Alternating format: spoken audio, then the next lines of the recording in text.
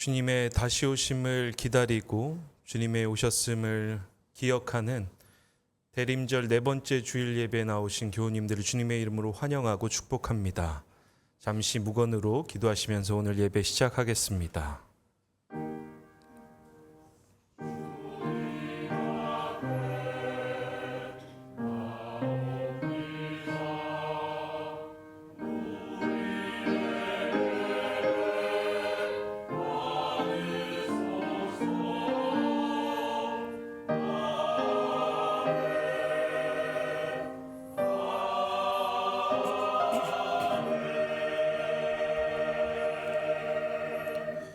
성문으로 나아가라, 나아가라. 백성이 올 길을 닦으라. 큰 길을 수축하고 수축하라. 돌을 제하라. 만민을 위하여 기치를 들라. 여호와께서 땅끝까지 선포하시되 너희는 딸 시온에게 이르라. 보라, 내 구원이 이르렀느니라. 보라, 상급이 그에게 있고 보응이 그 앞에 있느니라 하셨느니라. 아멘. 가능하신 분들은 다 함께 일어서셔서 찬송가 27장 함께 찬송하시겠습니다.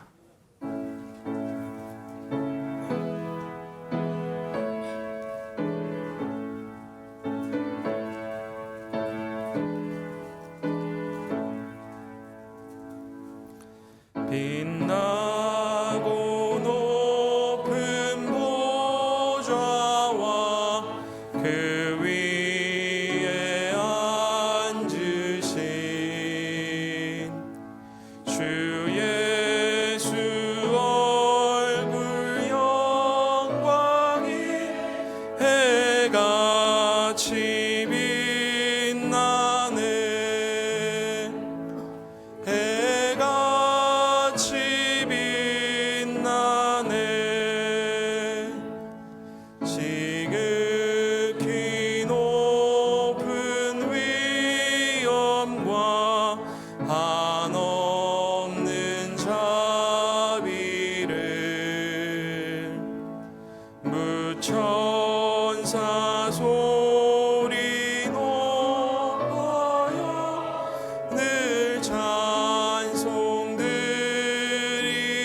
찬송드리네. 늘 찬송드리네. 영죽을 나를 살리려 그 영광 떠나서 그 부끄러운 십자가 날 위해 지셨네. 날 위해 지셨네. 나 이제 생명이 있음은 주님의 은혜요. 저 사망 권세 이기니 큰 기쁨 넘치네. 큰 기쁨 넘치네. 주님의 보좌 있는데 전한 몸 이르러 그 영광 몸속에 올 때 내 기쁨 넘치리. 내 기쁨 넘치리.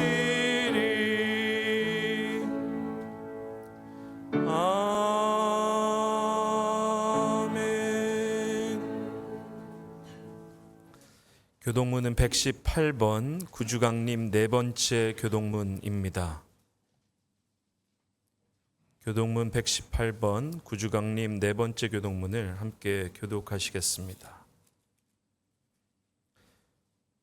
나는 시온의 의가 빛같이 예루살렘의 구원이 횃불같이 나타나도록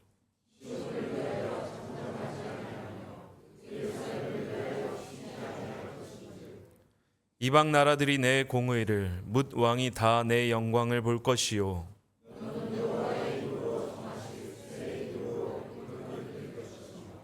너는 또 여호와의 손의 아름다운 관 내 하나님 손의 왕관이 될 것이라.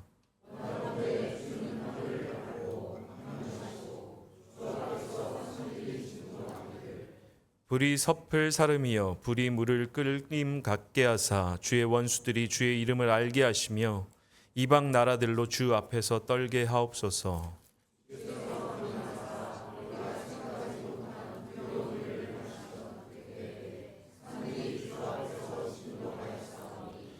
주 외에는 자기를 앙망하는 자를 위하여 이른 일을 행한 신을 옛부터 들은 자도 없고 귀로 들은 자도 없고 눈으로 본 자도 없었나이다. 아멘. 한 주간의 삶을 돌아보시면서 주보와 화면에 나와 있는 참회의 기도로 우리의 삶을 주님 앞에 참회해 하시겠습니다. 사랑의 하나님, 저희는 십자가의 보혈로 죄 씻음을 받아 새 사람이 되었지만 성도로서 살아가는 모습은 옛사람 그대로입니다. 구원의 감격을 체험하였음에도 유혹의 욕심을 떨치지 못하고 썩어가는 구습을 따라 살았습니다. 마치 감각을 잃은 병자와 같이 죄의 심각성을 깨닫지 못하였습니다. 성령님의 마음을 근심케 하는 모든 죄를 용서하여 주옵소서.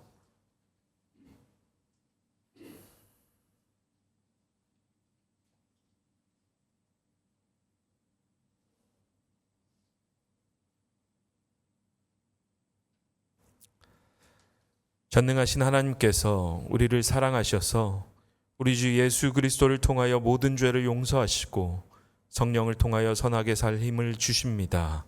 이제 주님의 평화를 누리십시오. 아멘. 앞뒤 저하분들과 함께 평화의 인사 건네시겠습니다. 주님의 평화가 함께 하십니다.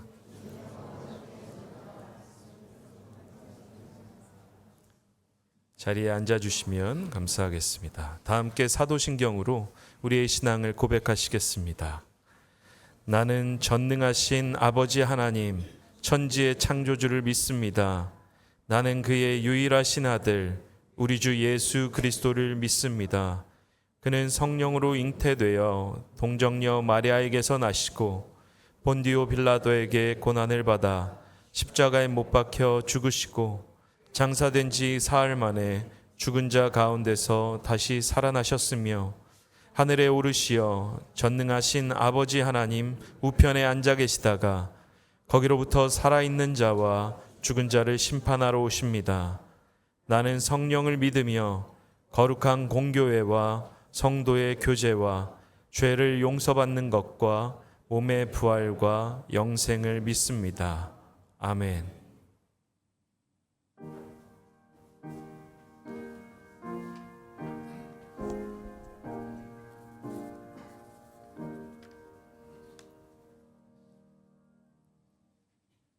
사랑과 은혜가 풍성하신 하나님 아버지, 거룩한 주일 주님의 날에 저희들을 예배의 자리로 불러주심을 감사드립니다. 이 시간 하나님께 신령과 진정으로 예배하게 하시고 아버지의 이름을 높이며 홀로 영광 받으시는 복된 시간이 되게 하시옵기를 간절히 기원합니다. 대림절 기간을 보내며 이 땅에 오신 예수 그리스도의 사랑과 겸손을 묵상하고 어둠 가운데 빛으로 오신 주님을 바라보며 기다림의 시간 속에서도 믿음과 소망을 잃지 않게 하시고 세상의 소음이 아닌 주님의 음성에 귀 기울이는 믿음을 허락하여 주시옵소서. 우리의 삶 가운데 참된 소망과 평강이 오직 주님께 있음을 고백합니다. 한 해를 마무리하는 12월, 올해의 끝자락에 서서 지나온 날들을 돌아봅니다. 기쁨의 순간에도 어려움과 눈물의 시간 속에서도 항상 함께 하시며 인도하신 주님의 은혜를 기억하게 하시고 감사로 마무리하는 믿음의 삶이 되게 하옵소서. 삶이 어렵고 힘들다는 이유로 주님을 바라보지 않고 기도하지 않고 믿음 없이 세상의 모든 근심과 염려를 짊어지고 살았던 우리의 모습들을 용서하여 주시옵소서. 아무런 변화 없이 계속되는 매일매일이 때로는 지루하고 재미없다고 불평하곤 했는데 그 변화 없음이 감사함이고 축복이고 하나님의 한없는 은혜이었음을 새삼 깨닫게 됩니다. 사랑의 하나님, 병중에 있는 이들에게는 치유의 손길을, 마음과 삶이 지친 이들에게는 위로와 평안을 허락하여 주옵시고 가정과 일터와 학업의 자리마다 주님의 보호하심과 인도하심이 충만하게 하여 주시옵소서. 치유자 되시는 주님께서 친히 찾아가 위로하시고 필요한 은혜를 때에 맞게 채워 주시옵기를 간절히 기도합니다. 이 시간 드려지는 예배를 기쁘게 받아주시고 말씀을 전하시는 목사님 위에 성령의 충만함을 더하여 주셔서 듣는 우리 모두의 심령이 새로워지는 은혜의 시간이 되게 하여 주시옵소서. 다가오는 성탄의 계절을 준비하며 예수 그리스도의 오심을 더욱 깊이 묵상하게 하시고 주님의 오심을 진심으로 축하할 수 있는 저희들 되게 하여 주시옵소서. 예배의 처음과 끝을 주님께 온전히 맡겨드리오며 우리의 구주 되시는 예수 그리스도의 이름으로 기도드립니다. 아멘.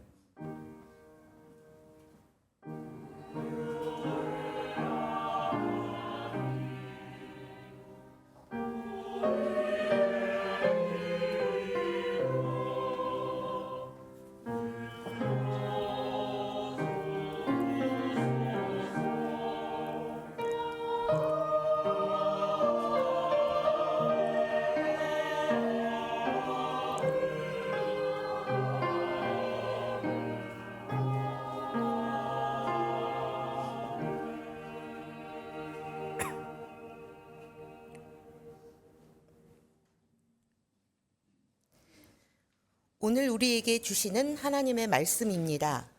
시가서의 말씀은 구약성서 817쪽 시편 80편 1절에서 7절 그리고 17절에서 19절까지의 말씀입니다. 시가서의 말씀은 구약성서 817쪽 시편 80편 1절에서 7절 그리고 17절에서 19절까지의 말씀입니다.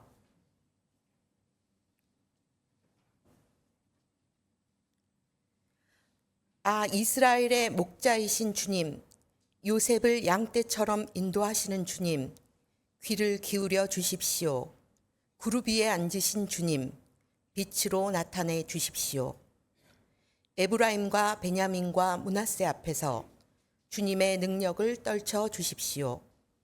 우리를 도우러 와 주십시오. 하나님, 우리를 회복시켜 주십시오. 우리가 구원을 받도록 주님의 빛나는 얼굴을 나타내어 주십시오. 주 만군의 하나님, 얼마나 오랫동안 주님의 백성들이 올리는 기도를 노엽게 여기시렵니까?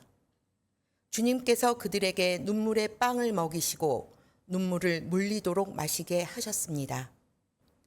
우리를 우리의 이웃에게 시비거리가 되게 하시니 원수들이 우리를 비웃습니다. 만군의 하나님, 우리를 회복시켜 주십시오. 우리가 구원을 받을 수 있도록 주님의 빛나는 얼굴을 나타내어 주십시오. 주님의 오른쪽에 있는 사람, 주님께서 몸소 굳게 잡아주신 인자 위에 주님의 손을 얹어 주십시오. 그리하면 우리가 주님을 떠나지 않을 것이니 주님의 이름을 부를 수 있도록 우리에게 새 힘을 주십시오. 만군의 하나님, 우리를 회복시켜 주십시오. 우리가 구원을 받도록 주님의 빛나는 얼굴을 나타내어 주십시오. 이어서 주시는 서신서의 말씀은 신약성서 227쪽 로마서 1장 1절부터 7절까지의 말씀입니다. 서신서의 말씀은 신약성서 227쪽 로마서 1장 1절부터 7절까지의 말씀입니다.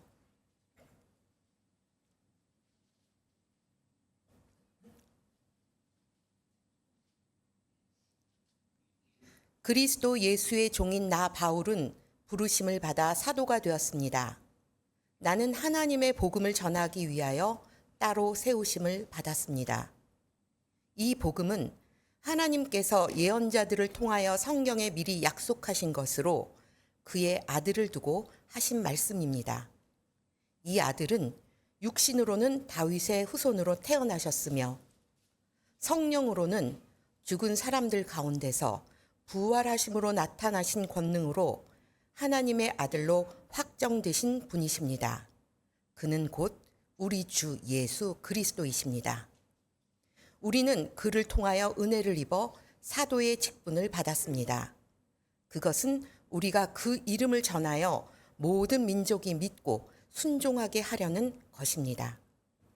여러분도 그들 가운데 들어 있어서 예수 그리스도의 부르심을 받은 사람이 되었습니다. 나는 로마에 있는 모든 신도에게 이 편지를 씁니다. 하나님께서 여러분을 사랑하셔서 그의 거룩한 백성으로 부르셨습니다. 하나님 우리 아버지와 주 예수 그리스도께서 내려주시는 은혜와 평화가 여러분에게 있기를 빕니다. 이는 우리에게 주시는 하나님의 말씀입니다. 아멘.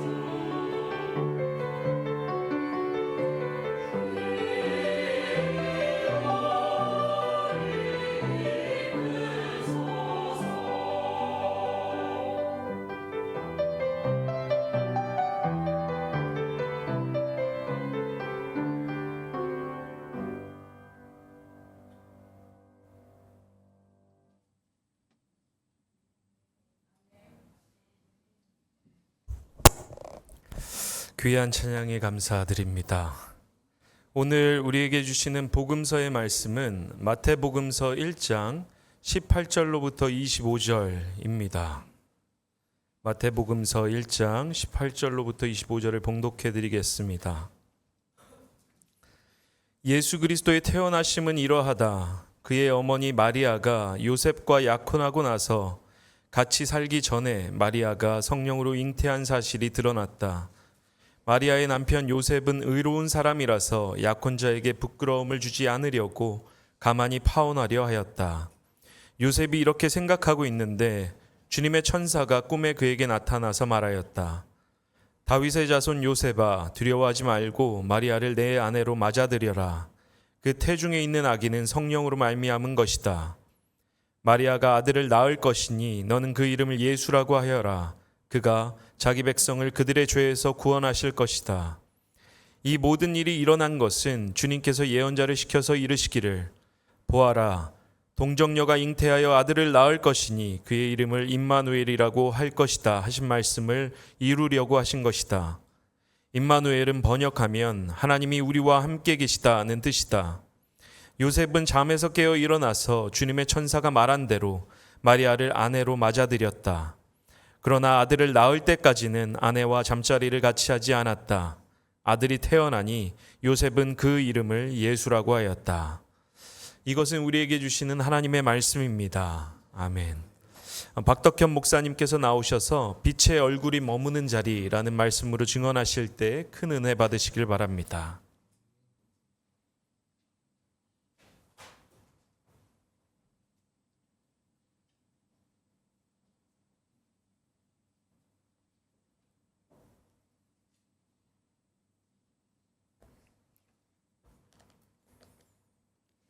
네, 우리 다 함께 좌우 전후 분들과 함께 인사하시겠습니다. 하나님의 얼굴을 뵙는 것 같습니다. 우리 인사하시겠습니다. 하나님의 얼굴을 뵙는 것 같습니다. 네, 이렇게 보니까 더욱더 광채가 나는 것 같습니다. 우리 함께 이렇게 인사하시겠습니다. 조명 때문이 아니라 은혜 때문에 밝으신 거죠? 이렇게 인사하시겠습니다. 조명 때문이 아니라 은혜 때문에 밝으신 거죠? 네, 인사하시겠습니다. 조명 때문이 아니라 은혜 때문에 밝으신 거죠? 네, 인사하시겠습니다. 네, 한 중년 남성이 이제 잠에 들어서 꿈을 꾸게 되었습니다. 근데 이제 꿈에서 깬 후에 기억나는 것은 아무 기억이 안 나는데 바로 딱 하나 기억나는 게 있었다면 행운의 번호 7이라는 숫자였습니다. 근데 무작정 달력을 보니까 바로 7월 7일이었습니다. 그 시간을 보니까 7시 7분이었습니다. 그래서 이것은 바로 나에게 하나님께 주신 행운인가 보다 이렇게 생각하고는 집안의 전 재산을 들고 무작정 버스 정류장에서 버스를 기다렸습니다. 그러니까 마침 777번 버스가 오는 것이었습니다. 그래가지고 그 버스를 무작정 타고 7번째 정거장에 내렸습니다. 그러자 경마장이 있었습니다. 그래서 이거 정말 행운을 나한테 주시려나 보다 하고는 7번째 말에 전 재산을 걸었습니다. 결국 어떻게 되었을까요? 네, 경마가 7등을 했습니다. 그래서 전 재산을 몽땅 잃었습니다. 네, 우리는 이처럼 우리의 앞길을 책임져 주시는 하나님을 바라보기보다는 하나님이 주시는 그 무엇에 더 우리의 마음이 집착할 때가 많이 있습니다. 오늘 본문 시편 제가 80편 말씀을 보면 지금까지 하나님을 바라보기보다는 하나님이 주시는 그 무엇에 집착한 나머지 거기에 그 마음을 두었던, 그래서 멸망할 수밖에 없는 이스라엘 공동체에 대해서 그 아삽이라는 그 기자는 애통하는 마음으로 기록하고 있습니다. 독일의 구약학자인 클라우스 베스터만이라는 학자에 의하면 본 시편 말씀은 하나님의 도우심에 대한 요청, 그리고 지금까지 하나님의 구원 사역, 그리고 현실의 어려움에 대한 애통함과 함께 하나님에 대한 신뢰를 다시 한번 마음속에 가다듬는 그러한 공동체 애가다라고 표현하고 있습니다. 시편 74편, 79편, 80편, 이것이 바로 공동체적으로 부르는 애가라는 것입니다. 특별히 그루 위에 계신 주님과 만군의 여호와, 그리고 빛을 비춘다는 표현, 그 의미, 모든 것은 바로 군사 용어입니다. 군사적인 차원을 가진다는 점에서 이 현실적인 위기 속에서 우리 사람의 힘으로 할 수 없는 그 하나님의 도우심을 간절히 구하고 있는 것입니다. 이 과정에서 본문이 속한 시편 80편은 아삽이 지은 시인데 이것은 그 초점이 북왕국 이스라엘이 주전 722년에 멸망당하기 직전의 시간에 맞추어져 있습니다. 그래서 아삽 기자는 나라를 잃게 되는 슬픔을 간절히 너무나 애통하는 마음으로 그저 왕국 사이의 갈등에 대해서 표현하는 것이 아니라 오직 믿음으로 인한 그 신앙의 회복에만 관심을 가지고 이 시편을 통해서 하나님께 기도를 드리고 있는 것입니다. 오늘 본문 상고한 그 시편 80편을 우리가 잘 살펴보면 시편 80편의 3절과 7절과 19절을 포함해서 3번 반복해서 드리는 기도문으로 되어 있습니다. 이것은 바로 돌이키다, 이스라엘 백성들이 그 마음을 돌이켜라 라는 흐름으로부터 얼굴빛을 비추다, 그리고 구원을 얻게 하다 라는 흐름으로 나아가고 있는 것입니다. 그런데 그 기도의 대상은 바로 하나님, 3절에서 하나님, 7절에서는 만군의 하나님, 그리고 19절에서는 만군의 하나님 여호와라 해서 그 하나님이 바로 그 주인이라는 것을 강조하고 있는 것입니다. 그래서 우리의 삶 역시 2025년 한 해를 정리하고 앞으로 다가올 2026년 새해를 바라보면서 진정으로 우리가 하나님의 얼굴을 구하고 있는지, 그리고 하나님이 주시는 그 무엇에 더 관심이 있는지 우리 스스로의 신앙을 점검하는 여러분이 될 수 있기를 간절히 소망합니다. 아멘. 그래서 여러분이 99세까지 팔팔하게 사시기를 소망합니다. 하시는 일마다, 건드리는 사업마다 대박 터지시기를 기도합니다. 아멘. 네. 자녀들이 교육 문제, 취직 문제, 결혼 문제로 속썩이지 않고 꼬인 실타래가 술술 풀려서 마음이 뻥 뚫려지기를 소원합니다. 아멘. 네, 아멘. 네, 아멘 소리가 점점 작아지는 것 같은데. 근데 문제는 우리가 이렇게 소원이 이루어져서 푸른 초장과 쉴만한 물가로 도달한다면 과연 세상 걱정이 완전히 없어질까요? 그렇지가 않은 것입니다. 그렇게 광야에서 속썩이던 이스라엘 백성들이 젖과 꿀이 흐르는 가나안 땅에 도달한다고 해서 해피엔딩으로 끝났을까요? 그렇지가 않았던 것입니다. 해피엔딩으로 끝나기보다는 브레이크 없는 우상 숭배의 길로 치닫게 되었던 것입니다. 성경에서 처음부터 끝까지 강조하고 있는 지점은 복을 받느냐 안 받느냐가 중요한 것이 아닙니다. 그것이 아니라 우리 스스로 세상에서 복으로 살아가고 있는 것인가, 복의 근원이 된 것인가, 복의 근원으로 우리의 삶을 살아내고 있는 것인가, 하나님의 얼굴빛을 투명하게 전달하고 있는 것인가, 그것이 바로 핵심적인 문제라는 것입니다. 앞서 우리가 7번 말에 전 재산을 걸어서 7등했던 그 중년 남성분과 같이 우리가 복을 추구한다고 해서 복이 오는 것이 아니라는 점입니다. 복을 주시는 분을 바라보고 오히려 그분의 말씀대로 살아갈 때에 복은 자연스럽게 따라오게 되는 것입니다. 그 예로서 저도 저의 동기 목사님으로부터 들은 비유를 설명해 드리고자 합니다. 여러분 한번 엄지손가락을 들어보시기 바랍니다. 엄지손가락. 네, 엄지손가락을 바라보면 그 앞에 있는 사람의 얼굴이 보일까요? 안 보일까요? 그 앞에 있는 사람의 머리가 보일까요? 안 보일까요? 엄지손가락만 딱 바라보면 안 보이죠, 그렇죠? 엄지손가락에만 집중하면 그 앞에 있는 얼굴이, 머리가 보이지가 않는 것입니다. 바꿔 말하면 여러분이 엄지손가락을 든 채로 앞에 있는 사람의 머리를 바라보게 되면 엄지손가락이 보일까요? 안 보일까요? 안 보이죠, 그렇죠? 안 보이게 되는 것입니다. 이것처럼 중요한 건 뭐냐면 성경에서 유혹, 시험, 이것을 등장하는 눈의 정욕이라는 것은 두 곳을 응시한다라는 의미를 가지고 있습니다. 두 곳을 응시하면 한 곳에 집중하기가 힘든 것입니다. 우리가 하나님을 바라보게 되면 세상 것이 잘 눈에 들어오지 않습니다. 그런데 세상 것을 바라보게 되면 하나님을 믿는다고 하면서도 하나님이 제대로 바라보지가 않는 것입니다. 이스라엘 백성들의 문제는 하나님의 도움을 구한다고 하면서도, 하나님의 얼굴빛을 구한다고 하면서도 동시적으로 세상 것을 쥐고 놓지 않았기 때문에 문제였던 것입니다. 두 곳을 동시에 응시할 수 없는 것처럼 이스라엘 백성들도 하나님 부르면서 사실 그 마음은 두 가지를 동시에 양다리를 거치려고 했기 때문에 문제가 있었던 것입니다. 그렇기 때문에 중요한 것은 마태복음 6장 22절에서도 너의 눈이 성하면 온몸이 밝을 것이요 눈이 나쁘면 온몸이 어두워질 것이다 했을 때 이것은 단순한 시력 검사의 문제가 아닙니다. 그 마음속에 두 곳을 바라보고 있는 것인가, 오직 하나님 한 분만을 바라보고 있는가, 그 문제의 핵심이 들어있는 것입니다. 그래서 이 과정에서 이 시편 기자는 돌이켜라, 돌이켜라, 돌이켜라 3번을 이스라엘 백성들에게 강조하고 있습니다. 이 돌이킨다는 강구의 히브리어는 하슈베누라는 표현인데 그것은 바로 회복한다는 의미입니다. 이스라엘 백성들이 너희들이 하나님 부르면서도 양다리를 거쳤기 때문에 그 관계, 끊어진 관계 속에서 다시 하나님과의 관계를, 온전한 관계, 하나님만 바라보는 관계를 회복해라 라고 이스라엘 백성들에게 강조하고 있는 것입니다. 이것은, 회복이라는 것은 이스라엘의 물질적인 상황이나 어떤 역경이나 고난만에서의 재조정하는 문제만이 아닙니다. 바로 하나님 한 분만을 바라봐라 하는 것입니다. 외적인 평안만이 아니라 그 영혼의 평안까지 갖추기 위해서는 오직 하나님 한 분만을 집중해서 응시하라는 것입니다. 여러분 중에 잘 아는 소설이자 영화화된 스콧 피츠제랄드의 소설 중에 위대한 개츠비라는 작품이 있습니다. 이 제목에서 개츠비는 왜 위대했을까요? 위대한 개츠비의 제목이 왜 개츠비가 위대할까요?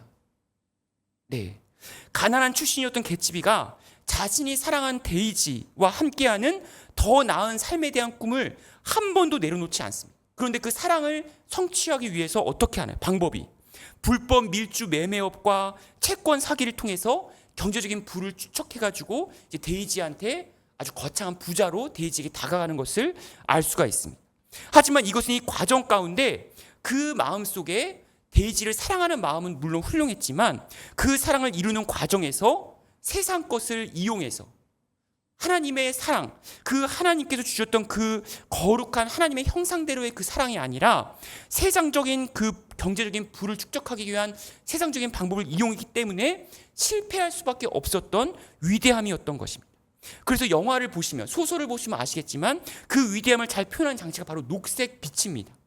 데이지의 집에 있는 그 만의 반대편에서 개츠비는 데이지가 그리울 때마다 녹색 빛이 나는 그 기다란 램프를 바라보곤 했습니다. 데이지를 사랑하는 그 마음이 데이지를 만난 이후에도 결코 만족할 수 없었다는 점에서 그 녹색 빛은 결코 채우지 못하는 공허함이자 개츠비 스스로 점점 파멸하게 하는 독의 성분을 가지고 있는 것입니다. 여러분, 오징어 배에서 오징어를 잡기 위해서 그 밝은 빛을 사용하지 않습니다.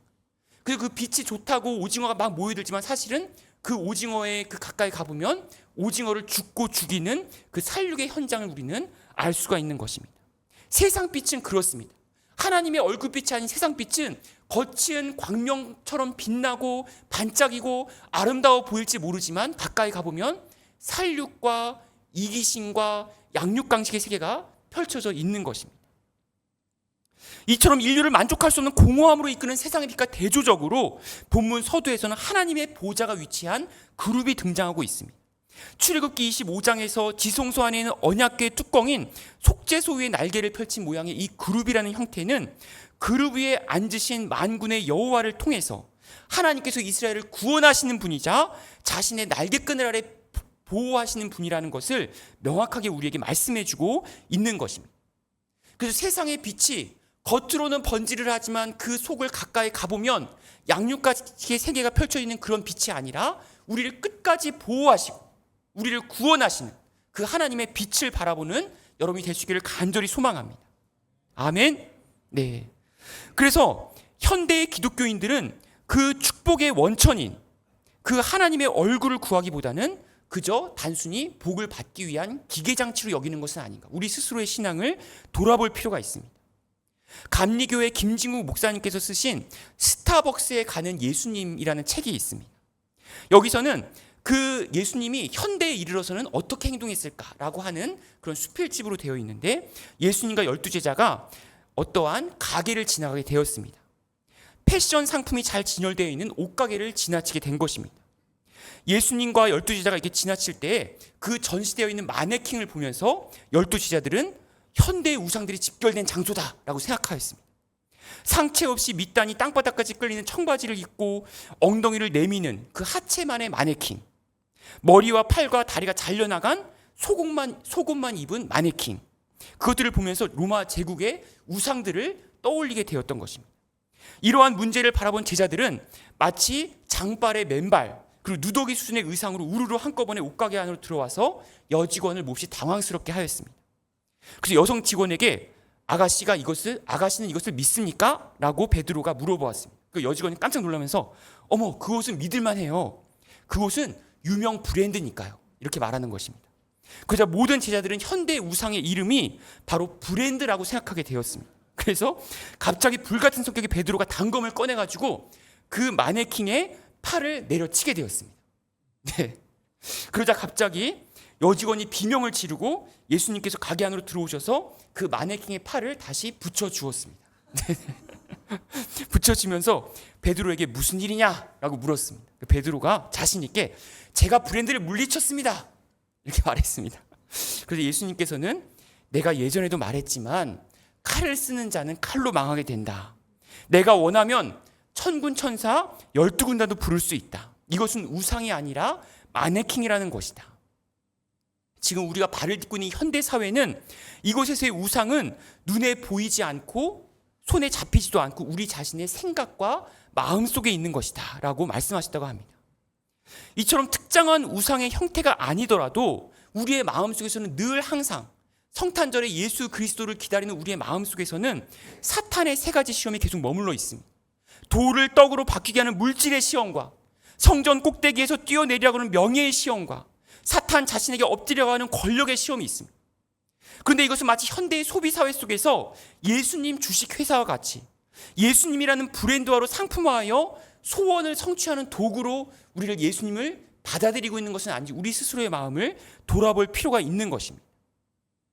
이 본문 말씀과 굉장히 연결되어 있는 말씀이 바로 민수기 6장 27절에 있는 말씀인데 우리가 민수기 6장 24절에서 26절의 말씀을 같이 한번 찾아보도록 하겠습니다. 민수기가 어디 있냐면 바로 앞부분에 있습니다. 네.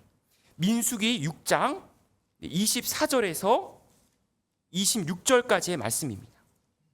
네, 우리 같이 한 목소리로 봉독하도록 하겠습니다. 네, 민수기 6장 구약 성경 187면에 있습니다. 구약 성경 187면 민수기 6장 24절에서 26절 같이 한 목소리를 봉독하겠습니다. 시작. 주님께서 당신들에게 복을 주시고 당신들을 지켜주시며 주님께서 당신들을 밝은 얼굴로 대하시고 당신들에게 은혜를 베푸시며 주님께서 당신들을 고이 보시어서 당신들에게 평화를 주시기를 빕니다. 아멘. 여기서의 중요한 강조점은 복을 주시는 분이 바로 하나님이시다라는 것을 끝까지 강조하고 있습니다.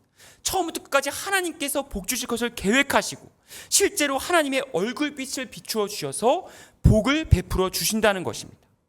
그래서 중요한 건 모든 축복의 대상이 단수로 사용되었습니다. 복수가 아니라 단수인데 이것은 하나님께 전체적으로 복을 주신과 동시에 우리 한 사람 한 사람에게 개별적으로 우리 한 영혼 한 영혼의 독특함과 그 개성을 존중해 주시면서 복을 주신다는 의미인 것입니다. 그런데 중요한 것은 그렇게 많은 사람들이 복을 받기를 원하지만 그 하나님의 얼굴빛이 주는 축복을 깨닫지 못하기 때문에 영적으로 침체하는 그러한 사태에 겪기도 합니다. 이것을 바로 싱크홀 증후군이다 라고 말합니다. 외향적으로는 전혀 이상이 없어 보이는데 삶 전체가 온통 끝없이 심연으로 빠져 들어가는 것 같은 붕괴 직전에 영적인 위기를 맞이하고 있는 영혼들도 있는 것입니다. 고든 맥도날드 목사님에 의하면 이러한 영적인 싱크홀 상태를 제대로 진단하지 못했을 때 그것은 바로 세상의 성공의 가치에 의해 자신을 평가하는 마치 황금 세상에 갇혀있는 새와 같다라고 현대인들을 비판하고 있는 것입니다. 그러한 상태에 있는 사람들의 공통점은 오직 성취함을 통해서만 만족을 얻고 절제되지 않은 팽창욕에 사로잡히게 되고 강한 경쟁심을 가지고 있다라고 말하고 있습니다. 그래서 공통점은 결국은 전인적인 인격의 성장에 관심이 없다는 점에 있습니다. 우리가 하나님의 얼굴빛을 간절히 기다리게 되면 하나님의 얼굴빛이 비추어지게 되면 우리 영혼 속에 전인격적인 인격의 열매를 맺게 되는 것입니다. 그것은 단순히 산타클로스 할아버지가 선물을 준비하듯이 하나님께서 이스라엘을 젖과 꿀이 흐르는 가나안 땅에 이끄시고 목회자가 성도들을 푸른 초장과 쉴만한 물가로 인도하고 부모가 자녀에게 용돈을 주고 교사는 학생들에게 지식만 전달한다고 해서 끝이 아니라 우리가 그 말씀을 가지고 삶으로 살아내는 것에 그 핵심이 있는 것입니다. 중요한 건 성경을 몇독하고 성경을 전체적으로 다 파악하고 이성적으로 성경을 다 깨닫는 것이 중요한 것이 아니라 그 한 구절 한 구절이라도 우리의 삶 속에서 어떻게 살아내는 것인가 그것이 중요하다는 것을 우리 본문 말씀 우리에게 강조하고 있는 것입니다.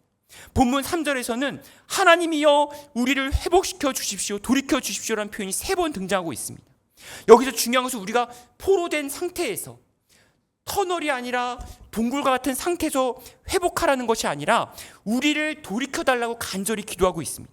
우리의 상황이 바뀌어짐으로 인해서가 아니라 우리의 성품이 바뀌어짐으로 인해서 진정한 문제가 해결되기 때문입니다. 이러한 변화는 우리의 힘으로서가 아니라 오직 하나님의 은혜를 통해서만 가능한 것입니다. 이처럼 우리가 고통 속에서도 하나님의 얼굴빛은 끊임없이 우리를 향해서 끊임없이 얼굴빛을 비추어 주고 계신다는 것을 우리는 다음 예화를 통해서 알 수가 있습니다. 여러분, 지구촌교회 이동원 목사님이라고 알고 계실 것입니다. 이동원 목사님의 둘째 아들은 미국에서 이제 철학을 공부한 후에 한동대 법률대학원에 수석으로 졸업하고 국제 변호사로 일하는 그런 아드님이 있습니다. 그런데 이 아드님이 42살이란 나이에 갑작스럽게 대장암 4기 판정을 받게 됩니다. 그래서 이동원 목사님께서는 그 아들의 건강을 위해 계속 기도하였습니다. 기도 중에 그럼에도 불구하고 만약 하나님께서 자기 아들을 먼저 부르신다면 자신의 아들은 과연 영적으로 준비가 되어 있을까라고 해서 전화로 물어보았습니다. 아들아, 혹시라도 하나님께서 너를 부르신다면 준비가 되어 있느냐라고 물어보았습니다. 그러자 아들은 이렇게 말하는 것입니다. 저는 지금 매 순간 주님의 얼굴만을 바라보고 있습니다. 주님의 얼굴만 바라보니까 지금까지 그 어떠한 세상적인 성공이나 안정이 주지 못한 평안함과 자유함을 누리고 있습니다 라고 말하고는 2개월 이후에 42살의 나이로 하나님 나라의 부르심을 받게 되었습니다. 우리는 분명히 목사님과 같이 하나님의 얼굴빛이 없는 것처럼 눈물의 그 터널 가운데, 눈물의 동굴 가운데 있을 순간이 있을 수 있습니다. 하지만 이러한 형태는 단순히 물질이나 건강이나 권력과 같이 세상적인 무엇으로 해결할 수가 없습니다. 막혀있는 동굴 같은 고통 속에서 함께 하시는 예수 그리스도라는 터널을 통해서 비추시는 하나님의 얼굴빛을 통해서만 해결될 수가 있는 것입니다. 이처럼 하나님께서는 그분의 얼굴빛을 비추어 주셔서 쓰라리고 고통스러운 환경 속에서 남모르게 눈물의 빵을 먹고 있는 교인들의 삶을 기어이 변화시켜 줄 줄로 믿습니다. 그러면 동굴 같은 삶 속에서 우리를 위해 이 땅에 오신 예수 그리스도를 통하여 터널을 뚫고 계시는 하나님께서 그분의 얼굴빛을 비추어 주실 것입니다. 이와 같이 하나님의 얼굴빛을 통해 전인적인 인격의 열매를 맺기를 소망하여 주시는 말씀을 가지고 우리 다 함께 침묵으로 기도하도록 하겠습니다.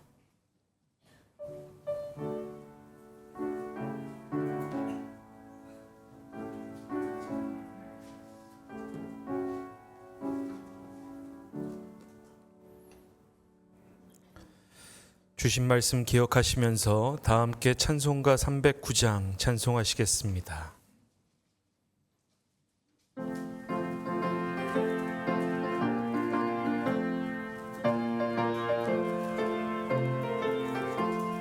목마른 내 영혼 일가 이미 허락한 그 귀한 영생수 주여 갈망합니다. 그 약속 따라서 힘써 간구하오니 오 주여 내 기도 어서 들어주소서. 예수의 사랑 예수의 사랑 바다 물결같이 내게 임하니 영광의 물결에 온전히 쌓여서 내 영혼의 기쁨 한량없도다. 주 내게 약속한 금비 내려주시려 은혜의 저 구름 건너편에 떠올라 그 귀한 징조가 내게 밝히 보이니 오 주임가하여 주께 간구합니다. 예수의 사랑 예수의 사랑 바다 물결같이 내게 임하니 영광의 물결에 온전히 쌓여서 내 영혼의 기쁨 한량없도다. 은혜의 소낙비 지금 흡족히 내려 구원의 큰 강물 흘러 차고 넘쳐서 은혜와 모든 죄 모두 씻어버리니 나 지금 은혜를 충만하게 받았네.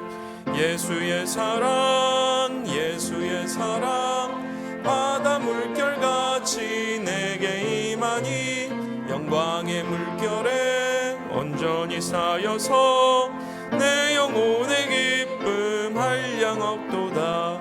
그 차고 넘치는 주의 은혜의 물결 힘차게 밀려와 내게 만족합니다.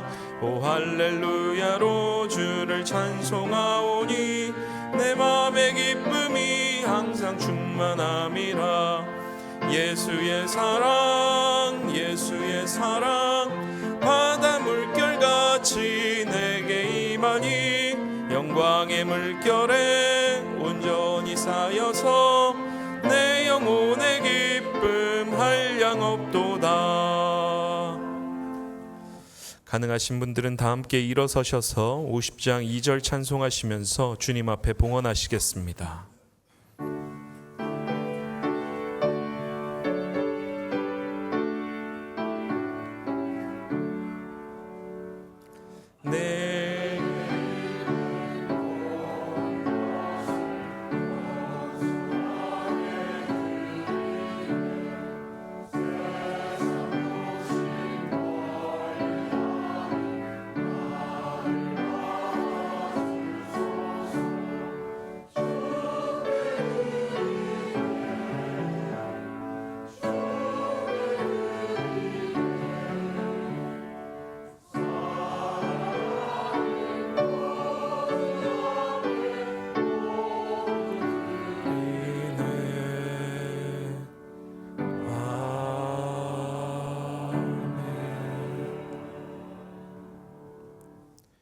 우리의 삶을 돌아보시는 하나님, 이 시간 주님 전에 나와 하나님 앞에 예배하고 주님의 말씀을 듣게 하시니 감사드립니다. 물질이 있는 곳에 우리의 마음도 있다고 말씀하여 주셨던 것을 기억합니다.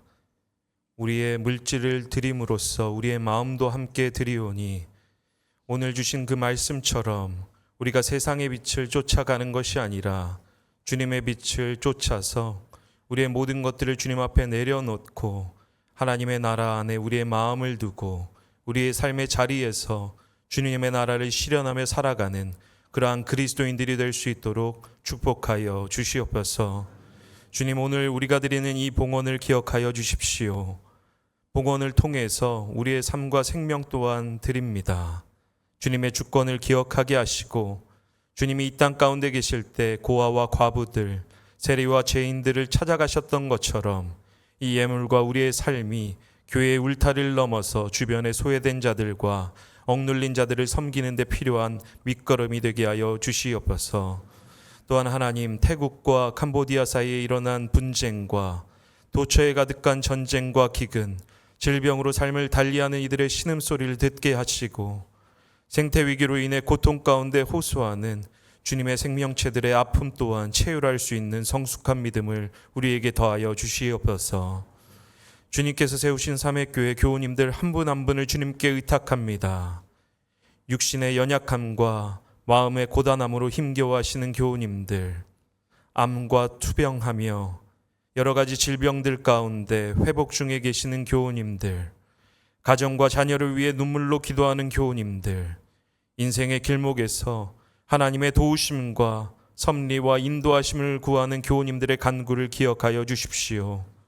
우리의 기도를 들으시고 하나님 역사하여 주셔서 그 마음과 육신의 질병에서 회복되게 하시고 우리의 삶에서 새로운 돌파구가 하나님의 인도하심 가운데 이루어지는 것을 목도하게 하심으로 하나님께서 우리에게 멀리 계시는 분이 아니라 우리의 삶 한복판에 들어오셔서 우리의 삶을 책임져 주고 계시는 목자 되신 것을 깊이 체험하는 공동체 될 수 있도록 역사하여 주시옵소서. 이외에 그 모든 기도의 제목들을 주님께 의탁하며 우리 주님 예수님의 이름으로 함께 기도했습니다. 아멘. 자리에 앉아주시면 감사하겠습니다. 성도의 교제 시간 갖도록 하겠습니다. 앞뒤 좌우분들과 함께 인사하시죠. 한 주 동안 평안하셨습니까?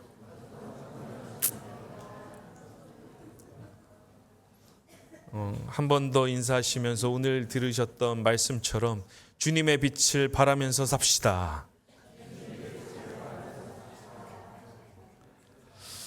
예, 교회 소식 몇 가지 나눠드릴 텐데요. 나눠드린 그 주보를 참조해 주시면 감사하겠습니다.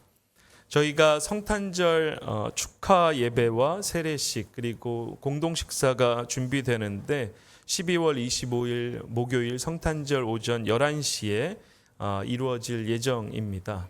그래서 가능하신 분들은 다 함께 참석하셔서 함께 성탄의 기쁨을 예배로 하나님 앞에 올려드리고 교제하실 수 있는 시간 되실 수 있기를 바랍니다. 이를 위해서 특식으로 여선교회와 여장년회 그리고 사구역이 함께 섬겨주시는데요. 교회를 대신해서 감사하다는 말씀을 드립니다. 그리고 우리가 그 삼회교회 전통에 따라서 성탄 선물을 나누는 그 시간 또한 마련하고 있습니다. 그래서 1인당 15,000원 안쪽으로 넘으시면 받지 않습니다. 안쪽으로 준비를 하셔서 성탄 트리 앞에 이렇게 비치해 주시면 함께 나누는 시간을 갖도록 하겠습니다.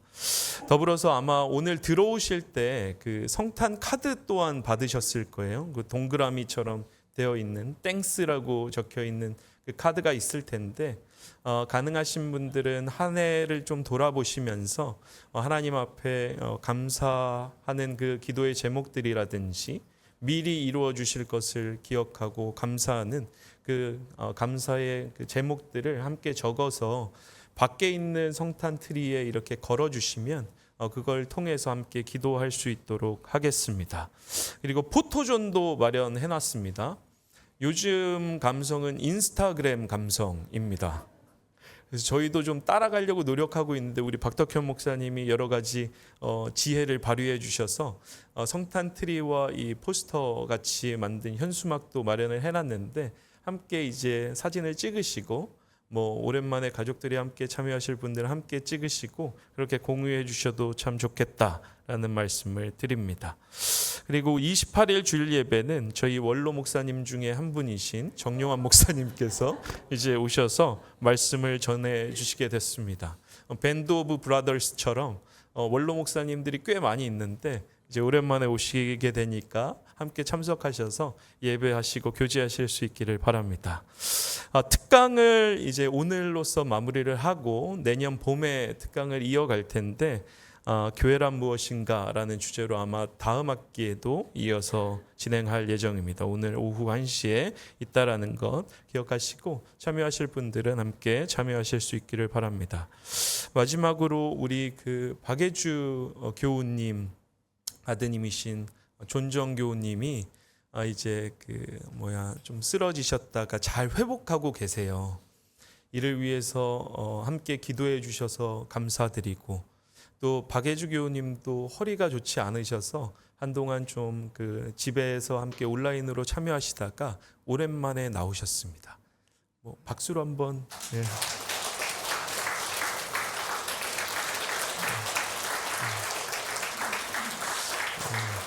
함께 기도해 주셔서 감사하다는 마음으로 오늘 또 특식으로 섬겨주시게 되었는데 교회를 대신해 감사하다는 말씀을 드립니다.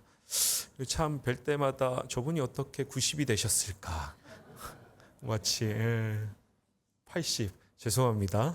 제가 요즘에 기억력이 좋지 않아서 뵐 때마다 이제 모델처럼 이렇게 세련된 미를 이 인품의 미와 이 외적인 미를 함께 바라고 계시는데 저도 그렇게 늙어갈 수 있기를 바랍니다. 나머지 광고들은 교회 주보를 참조해 주시고 오늘 구역장 모임이 있는데 친교 나누시다가 40분까지 도란방으로 모여주시면 구역장 모임을 진행하도록 하겠습니다. 가능하신 분들은 다 함께 일어서셔서 주기도모를 찬송하신 이후에 축도로 예배를 마치겠습니다.